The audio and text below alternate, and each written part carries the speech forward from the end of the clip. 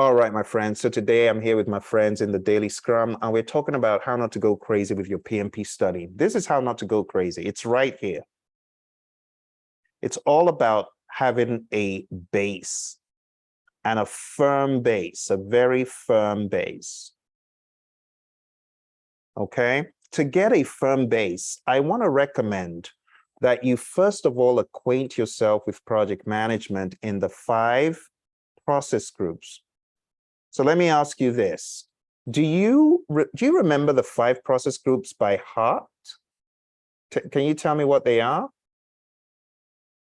Yes. Initiating, Uh-huh. planning, Uh-huh. Executing, executing, monitoring, controlling. monitoring, controlling, closing. Well done. Very good. Now, can you explain each one to me? Let's take initiating and you break down for me. Let me assume this. You tell me what initiating is. Can you tell me, or should we call a friend? We got so many friends on the call. So if you need to call a friend, just let me know. But do you want to try? Sure. So initiating is where you have a business case, you have you have a need for a project. So that's when the project gets approved and you make the project charter.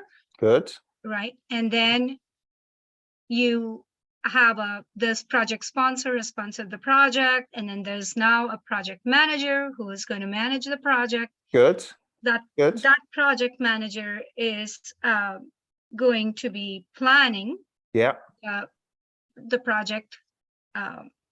So let's go into managing and planning the project. That's good. So tell me, what are some of the things we plan in project management? What we plan is obviously so you have the trick is the Cuban mnemonic. That's the trick. Do you remember the Cuban mnemonic? Yes, so let's put you remember that? Yes.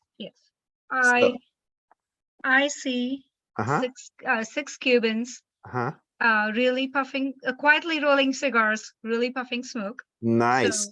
So let's hone in on that. You're on the right track. I saw 6 Cubans quietly rolling cigars, really puffing smoke. Well done. So we got these. This is your explanation for what you do in planning.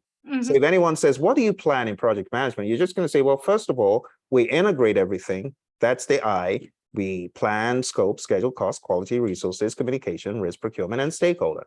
Okay. And that's the high level.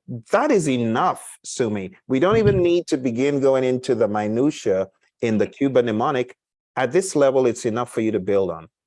Then we move to the next process group. So what do we do in the next one? This one. You're executing. Good. Right. What is the major output from? So let me show you this. This is the next level. So you've already told me this. You told me that the project charter is one of the major things we're going to get out of this, and that's great. And then you've kind of alluded to the fact that in planning, the major output is? You're going to get a schedule. You're going to get what is the big macro thing that all of that adds up to? Scope. The scope of the project. What is the big document that you're going to get at the end of planning? What do you call it? The big final overarching document. What would you call that? Who wants to help? Come on now. Come on, folks. This is a place for you to help. The project management plan. That's exactly it. Yeah. Project management plan. So you need to look at it at this high level. Okay. You see, this is what is making it a little bit difficult for some of us, is when we're going too granular. You got to see it at this macro level. And I dare say for your exam, a lot of the questions are just going to be at this macro level. So now we see the project charter, the project management plan, but let's talk about the macro deliverable from executing. What is the macro deliverable from executing? What's the macro thing we get? Who can tell us? What's the big output? Resource management plan. The Ah, deliverable? Oh, the deliverable. Yeah. That's it, because the plans are all from planning. So from planning, you get all the plans, but from executing, you're going to get that master deliverable, whatever that is, macro deliverable, I should call it. See, so let's make this a little bit more visible. This is really helpful to keep your head straight. Otherwise, to put all the parts together could be tricky. So at this level, all I need you to know is a master output. So charter, project management plan, deliverable. If I was going to ask you, can you tell me a macro output from monitoring and controlling, what will it be? Who wants to try that one? What are the major things we get out of monitoring and controlling? There's a few.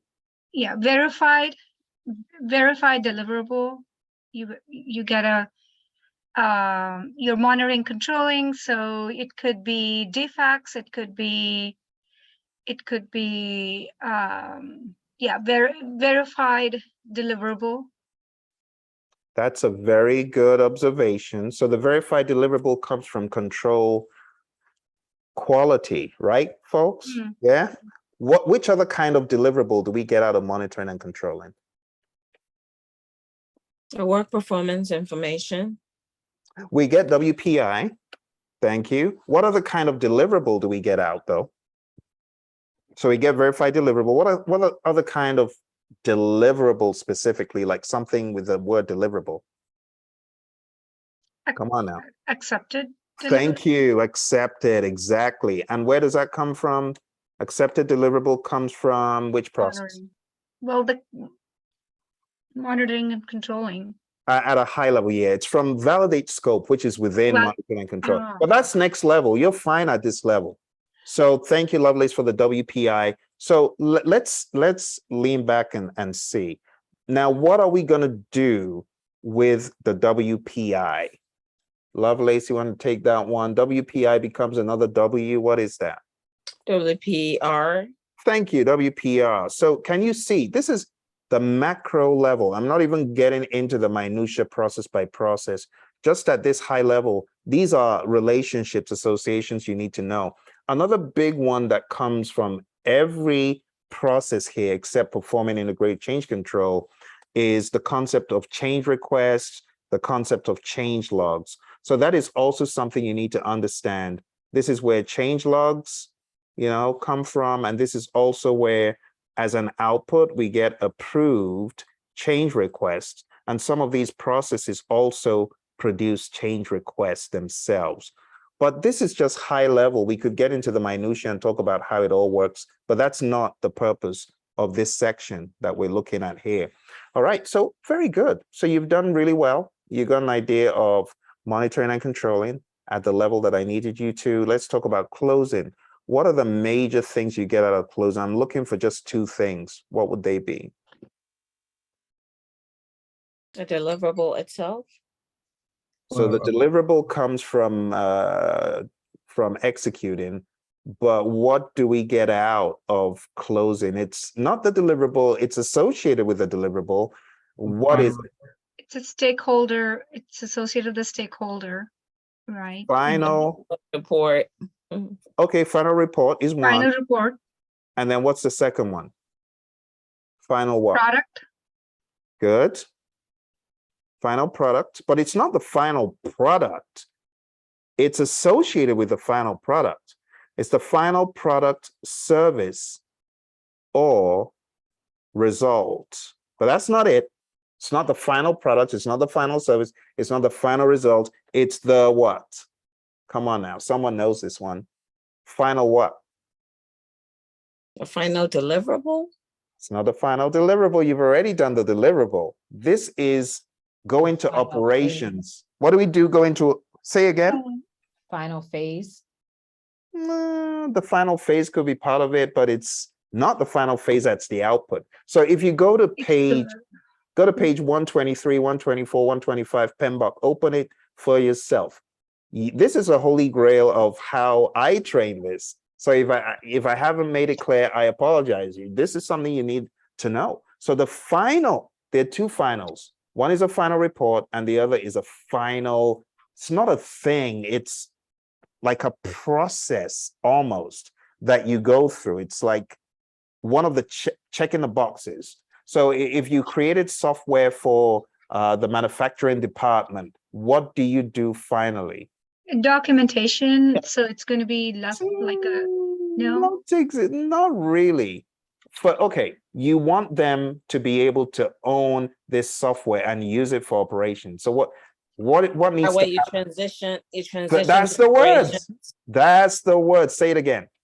Transition to operations. Transition. So it says final product, service, or result transition. It's not the final product. So what is another word for product, service, or result? Deliverable, right?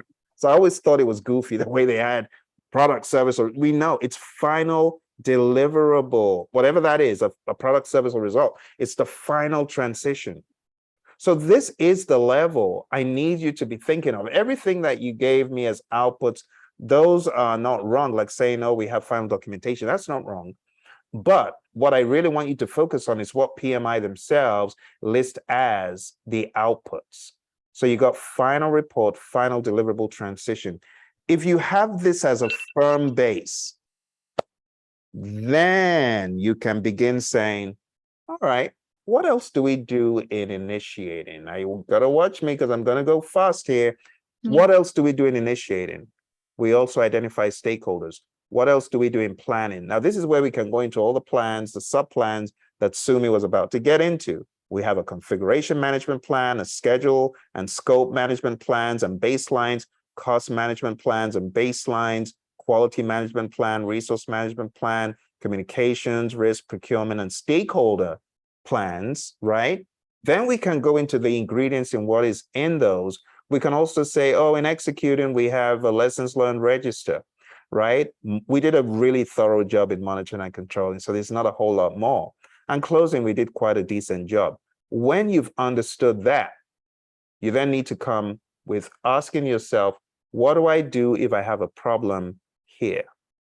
If I have a problem with all of these things? What do I do if I've got a problem with scope or with schedule as I'm planning? So you do all of that. But don't forget, watch this, all of this stuff that we have over here, we can put it smack dab in monitoring and controlling, and we can say, in monitoring and controlling, we do all of these things. So what happens if you have problems in any of these areas within monitoring and controlling? If I've got integration issues in monitoring and controlling, what am I going to do? Or scope, or schedule, or cost, and so on. Change. That's how you need to think. You get what I'm saying? Yeah. What do I do if I have problems? What does a project manager do next? That will be next level. You can also do something similar, but not everything here is in executing. For example, scope, schedule, and cost.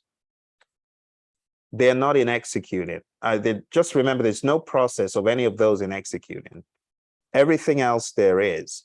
And this needs to be the level and the pattern of your thinking. And it's going to help you to be able to hone in on the big ticket stuff. But without this firm base, it's hard, which is why I recommend having this base.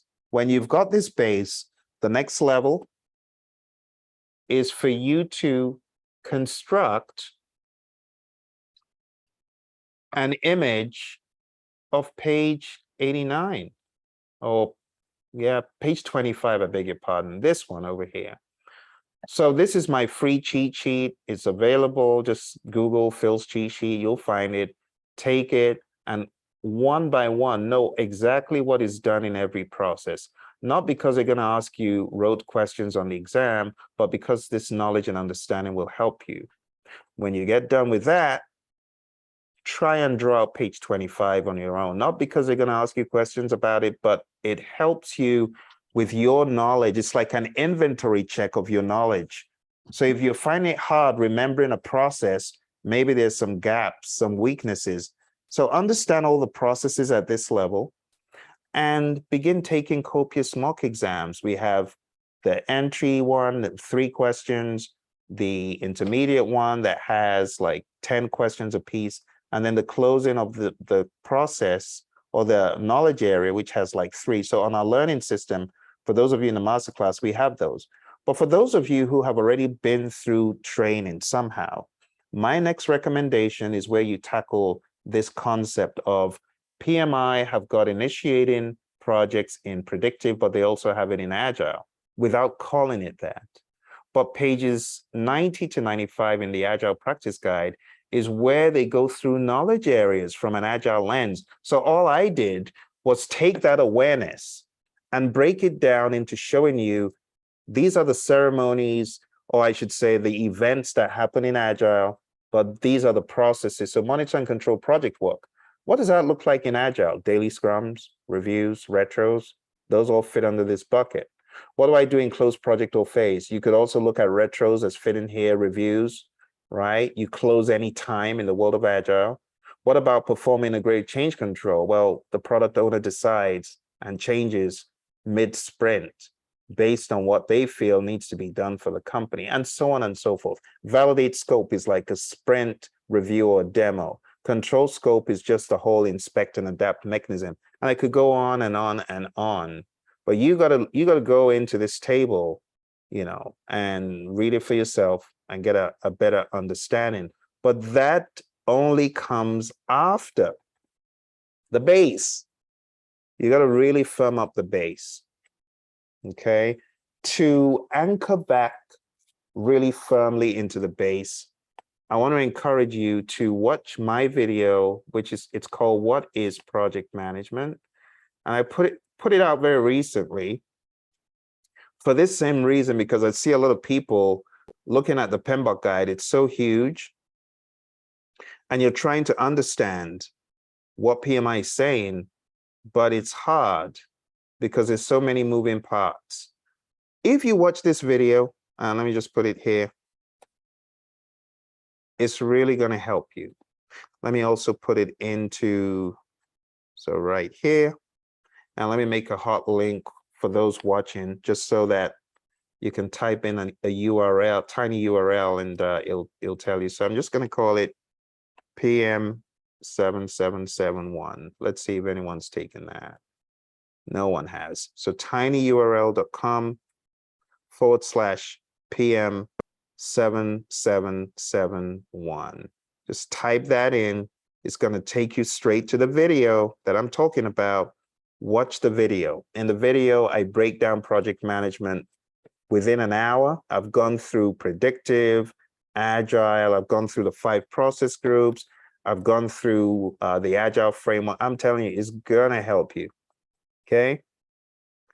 All right. And that would be my recommendation. And when you get done with this very firm base, then it's like building this Lego thing. You then begin to put more and more blocks and more blocks and more blocks, you know, and then you're able to think more in a more streamlined manner instead of it feeling like it's all over the place. Because honestly, in the beginning, it does feel like it's all over the place. Okay. So I hope that helped. Did that help? Kind of give some context and direction. Yes. Yes, Awesome. yes, Phil, Awesome. yes. I'm Awesome. just trying to add this to the anyway, this is very, very helpful. Yeah. I'm Just glad watch I'm that pleased I'm video. at the point where I can understand that this is what I need to go to the next phase. Absolutely. And I'll just say this, Sumi. Yes. I'm very quick to observe propensity and understanding. I can tell you, you're on your way, because there are things that you said and shared when I was asking you questions and put you on the spot. And I know you're on your way and you're going to get there. So don't even worry. I can tell. I can tell you're drinking the Kool-Aid. So if you needed any assurance about that, let me just tell you that Yeah. you are on your way and you're going to get there. All right. Well, it seems overwhelmingly hard, but you know, you got to do it. That's it. You know what? The moment you said that, Sumi, another thing that I've always preached is coming back to me. It's like the words I've said to you, they're coming back to me. But did I ever tell you to take a project from your real world and build the 49 processes around it, you No. need to do that. Oh, you I need to do that. Yes. And I've done so many in my life. Let's just take a project, right? So you got this brilliant kid who is now working and making money. Let's talk about her life as a project, or as a project, yeah, or let's just talk about anything that you've done in the past week as a project, cooking dinner. Let's max out the 49 processes on that. Okay. I know it sounds funny, but I'm serious. That is a project. I'm serious too. Yeah, let's do it. Yeah. Why don't you put a little description of the Okay. 49 processes as it pertains to any project you like, Okay. I will do that. and share it with me. I Let's will. build on that. Surely. Good. And then, that gets the flow going. I'm not just staring at things. And trust me, Sumi, I've been there. My first encounter with this book, and it was even smaller at the time, I sat down for 3.5 hours in Mesa Library down the road, just trying to figure out what are they saying. And I was so tired. I got fed up. I was frustrated. And I put my books back in my laptop bag. I went home. I said, what's this? Now you got to remember, there was no Phil at the time. I didn't have myself. And I honestly didn't have $2,500 to spend on the training, because at that time, there was very few training companies, and that's how much it cost. And I couldn't. So I had to go back home and I had to figure it out myself. And I started being able to relate it to things I had done. I'm like, oh, so this is what integration, so this is what scope is. This is what we're doing on this project. Ah, okay. Now, to be honest, earned value was a mystery. I never really mastered the concept until I went off the PMBOK grade into Defense Acquisition University, which was free at the time. And I learned earned value from there. And that's how I got really good with earned value. But it was hard. I had to struggle for my own understanding. So what I finally realized was, if you can take a real world project and you can marry it back, it's going to become a lot easier. It's not as bad. It really is. No. I'm beginning to see some light, and that's the good thing. Nice. And I think I know what you're saying. You have to have been there. You have gone through the struggle, which is why you're able to share and come down to our level, I was here because before. Trust me. And I like being here because the view of the world of project management is often made so discombobulated, so hard. You read the PMBOK, you think, my goodness, is there any hope for me? Did I even work on projects? So I've been there. And I don't like that view, which is why when you get the moment and you begin going through the Immersion book, did you receive your copy, right? I have a PDF, yes. Yeah, the PDF, good. Yeah. And if you need to print it, just print a few pages at a time, because it can be quite overwhelming, print 600 pages. But print the goal zones. So April, in her lessons learned yesterday night, she talked about the goal zones, and actually she just read all the goal zones about this is what could come on the exam. This is what could come on the exam. Then after the goal zones, you can approach it from maybe reading Agile Thinking Cap, which Roy wrote. So all the Agile Thinking Caps, they're very easy, and he writes it in very easy to understand English and everyday English. That could be your next step. And is that there in the learning system as well? So no, this is just in the book. Yeah, we don't have what is here in the learning system. So, but you do know that this in and of itself is a mini learning system, because you know that it can actually be read to you, as Taji was saying. Yeah. Microsoft Edge can read it to you. Yeah. So however it works for you, just make sure you got the base, and then just start going day by day. You got the 40-day link and so on, like Taji was talking about. Just go day by day. Seriously. Put it on day 1, okay, conflict. Day 2, build a team, lead a team. Day 3, and just follow it like that.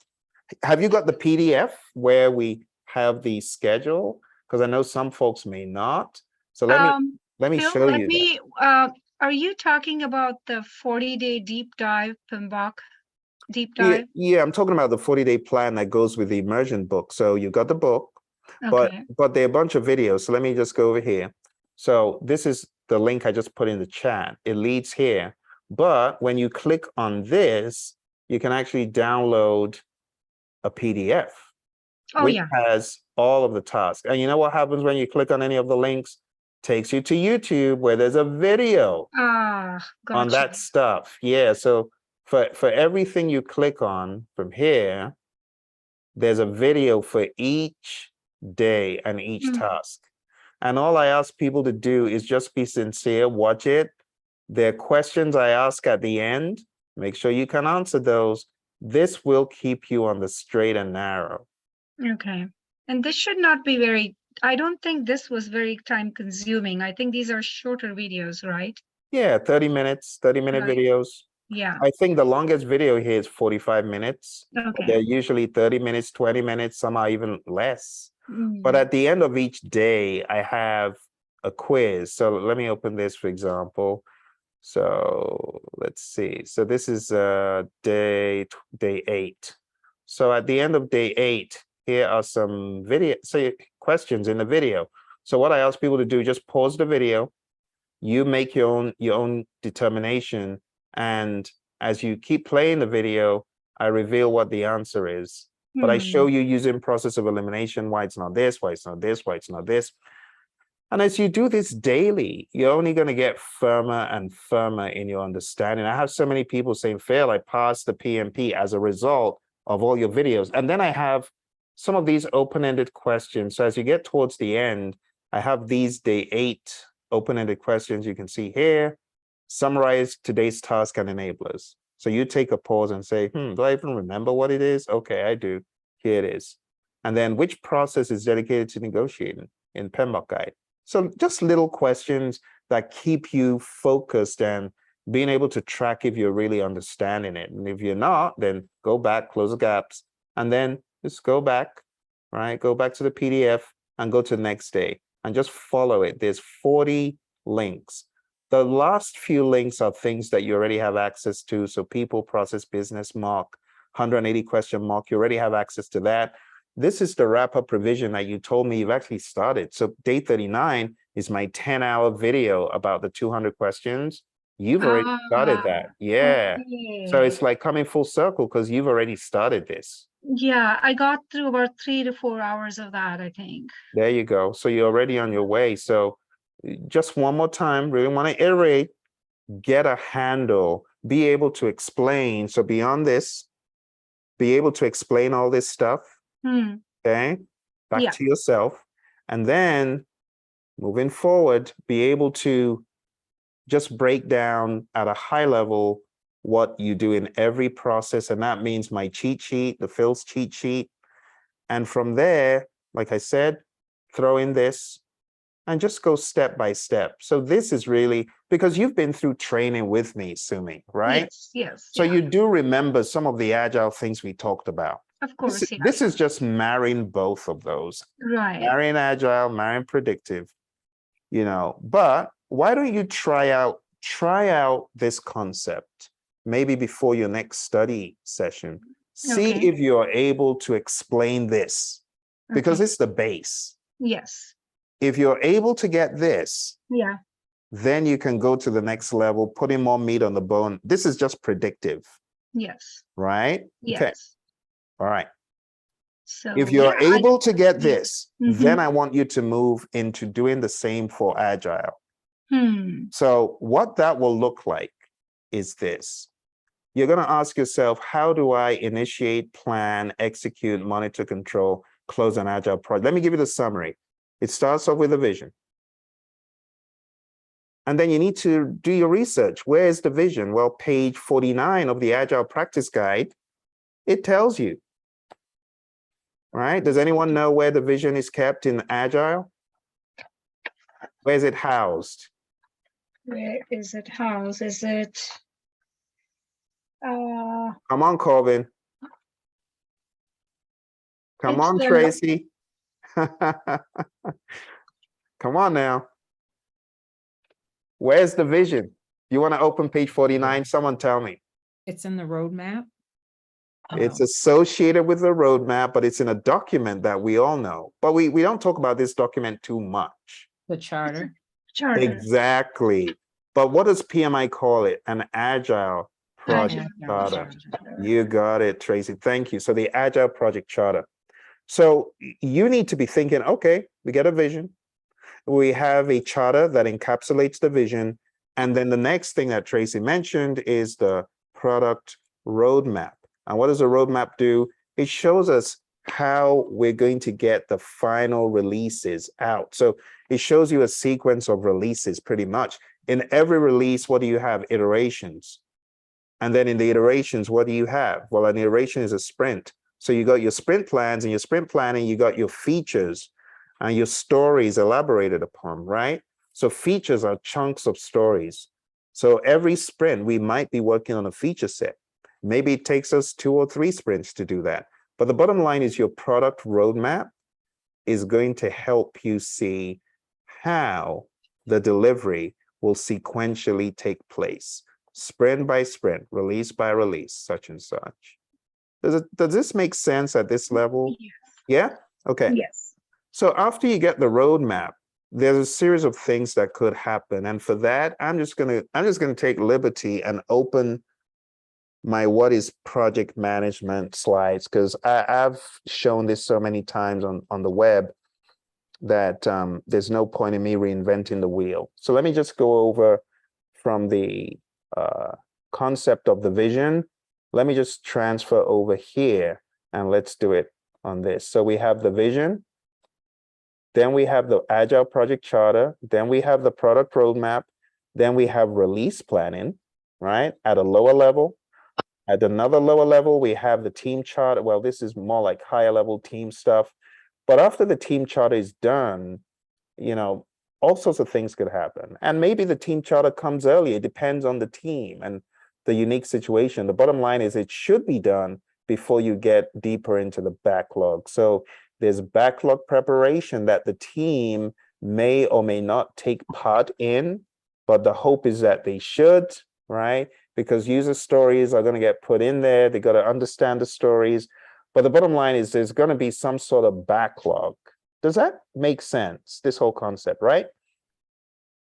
After the backlog has been prepared, there's going to be some sprint planning to break down the backlog into the iterations that you're going to be performing the work. You know, so release planning, higher level, then sprint planning at a lower level, and then the daily scrum will come on the scene.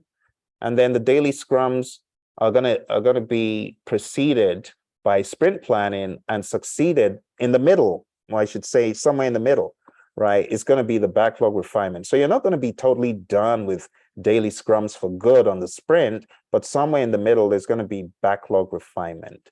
Does this make sense so far? How in the middle of the sprint, you're gonna do some backlog refinement. Remember, backlog refinement is just breaking down bigger stories, getting them to the definition of ready, which follows the INVEST acronym. The story should be independent, negotiable, valuable, estimable, small enough to fit within a sprint, and testable. You remember that, right? And then backlog refinement is followed by you finishing off with the increment. It's then followed by sprint review, where the customer, the sponsor, the product owner, that's where they review the PSI. Does that make sense so far? Any questions, Sumi, about anything we said before this? No, I think, I mean, if we had to take an example, I mean, I'm just thinking of examples as you're Yeah. going through. So right? let's go through the cycle and we'll come back to an example. We'll Yeah. run through an example. All right. Yeah. So after the sprint review, there's a retrospective where we do lessons learned, and then we ask the question, has all value been delivered? Uh-oh, no, let's do another sprint. So you keep doing sprints until all the value is delivered. If it's a yes, then that's the final release or closeout. So let's backtrack here. Let's go back to the very beginning, and let's just talk about a very simple project. I like simplicity, so bear with me. let's say we're working on a game, just a simple game to put on a mobile device.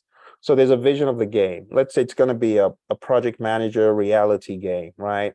The PM is going through different scenarios and trying to win points. That's the general vision, right? I put that into a project chart. I want project managers to be able to play this game. By the way, this is a real vision. It's a real vision. So I want PMs to be able to play games to learn PMP, right? So then I have a product roadmap showing the releases, and each release is going to be, okay, scenarios. You know, it's like those games that you play, like, I don't want to mention any of those games that are violent, but you know, GTA is an example, right? So you got different scenarios. In my mind, I'm looking at every knowledge area as a scenario. I'm looking at every event in Scrum as a scenario. I put those as stories into my roadmap. So as a project manager, I want to walk through a scope management simulation so that I can come away with the experience that people have in the real world, having gone through breaking down a WBS, for example. It's a bit wild, but just work with me on this.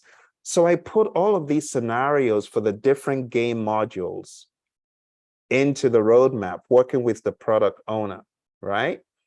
And then we plan the releases. Okay, based on what we know about this project and how coding is and how, because I worked for a gaming company, you see, that's why I love video games, but I worked for a gaming company, and the releases, we would plan the releases to be at certain points.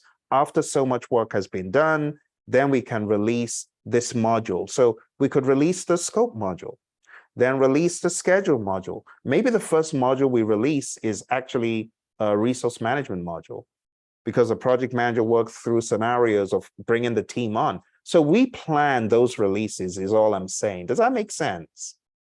So far, so good, Sumi? So yeah, so it's basically what you're saying is it just the scope. Yes, That's one exactly. sprint, right? Exactly. So what And I'm then, doing in my yeah. releases is planning which chunks am I going to release and when. So this is what you're going to have. Let's expand on it a little bit. So if you draw it all out, you're going to have something like this, showing you, okay, this is the release of the resource module, where you can go in and play a game to understand resources and interact with team members and form a team and go through the 5 stages of team development. And, you know, all of this is enacted in the game, and that's the resource module. But we know that this is going to be released Q2. So we have the time period of release, we have what it is. And then we do this for all the other modules. So you're going to have, like, it almost looks like a Gantt chart, but it's a higher order of thinking of when things are going to be released. And maybe there's one layer down here where we have some sales and marketing. You get what I'm saying? Yeah. So it's just showing you how the support kind of tasks like sales, marketing, publicity, all that stuff happens. But when am I going to release these modules? So I would have Q2, the resource module. I could have Q3 is going to be the risk module, so that you can go in and play games to better understand risk, and so on and so forth. Get it? So that's what a release plan could really focus on. But let me actually backtrack. There's 2 pieces here. If I wanted to focus just purely on the release, I would probably frame it around these components.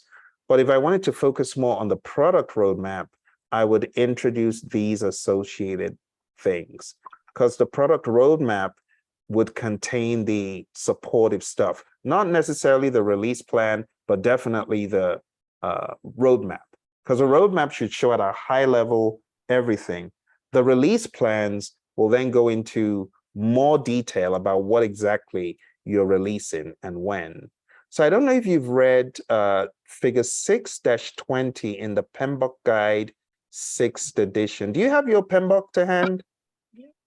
Can you find figure 6-20 there? Because I think this will help you No, do you see it? 1 second.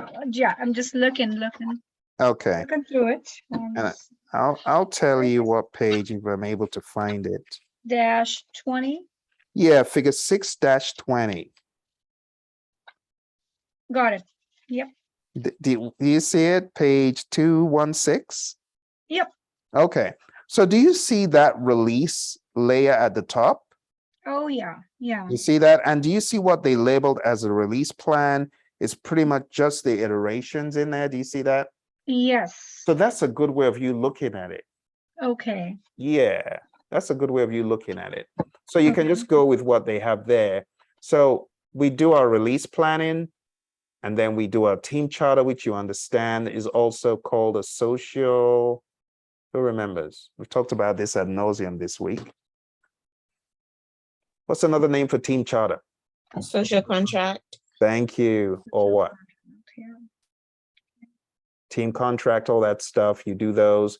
And then you get into backlog preparation. So backlog preparation is where you're writing the granularity. So let's backtrack here for a second. I really want to underscore something. So this resource module stuff, that is very high level. That's not a story.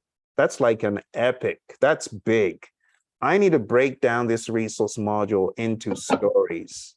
So I need to go, I need to go much lower than that. And that's what we're going to do in backlog preparation. We're now going to bring it down a little bit.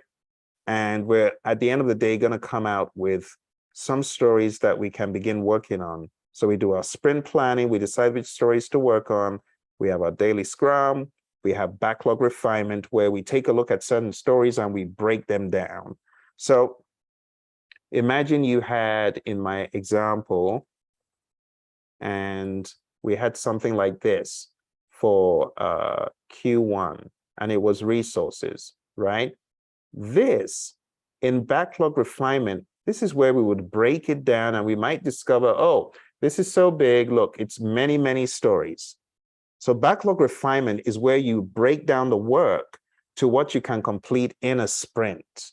And that's where the INVEST acronym comes in. So the INVEST acronym is independent, negotiable, valuable, estimable, small, and testable. I know folks on this call know that because I've asked you this question before, some of you. So does it make sense to this point what is happening in Agile so far?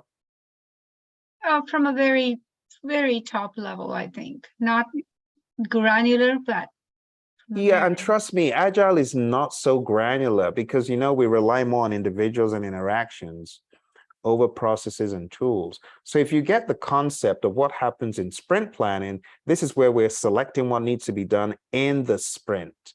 Daily Scrum is where we are doing our inspect and adapt. What did you do yesterday? What are you going to do today? What are the impediments?